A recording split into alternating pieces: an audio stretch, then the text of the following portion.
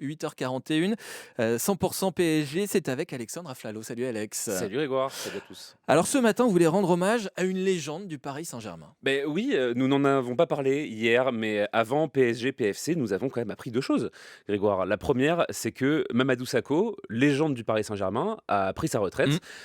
Et la seconde, eh ben, ma foi, c'est qu'il joue encore. Oui, c'est Ouais. vrai qu'on a peut-être un peu oublié. Ouais. Voilà, blague à part, même si on a perdu sa trace, c'est vrai que Mamadou Sakho a officiellement raccroché les crampons et en bon amoureux de Paris, il a choisi le Parc des Princes et le derby parisien pour l'annoncer.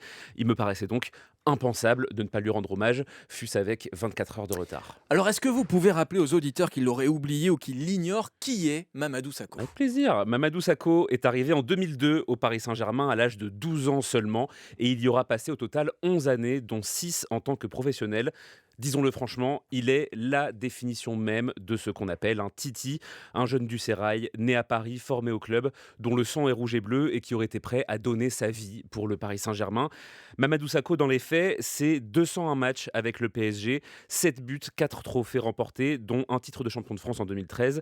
Mamadou Sakho, c'est le plus jeune capitaine de l'histoire du Paris Saint-Germain, lui à qui Paul Le Guen avait donné le brassard un après-midi d'octobre à Valenciennes à seulement 17 ans pour sa toute première titularisation en Ligue 1, alors que des joueurs comme Seara, Landreau, Yepes ou Papus Camara étaient sur le terrain.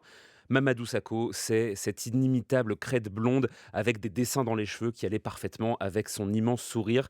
Mamadou Sakho, c'est une photo légendaire des classiques face à l'OM, debout, bombant le torse, fier, surplombant un Marseillais au sol.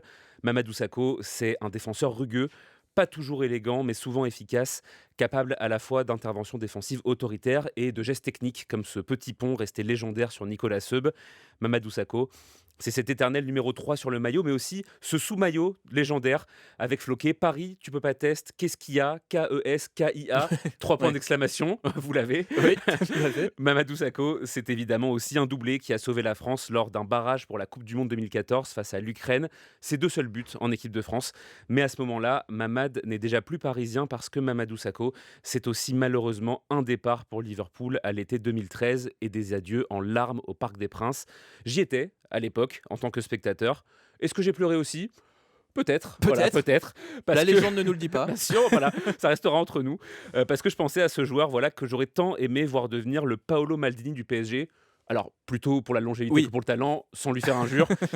À l'époque, il était accompagné de sa toute petite fille dans ses bras, Aïda, qui était là aussi lundi et qui a bien grandi. Ça nous a mis un petit coup de vieux. Mais voilà, la boucle est bouclée. Et Mamad, j'ai donc 2 choses à te dire aujourd'hui.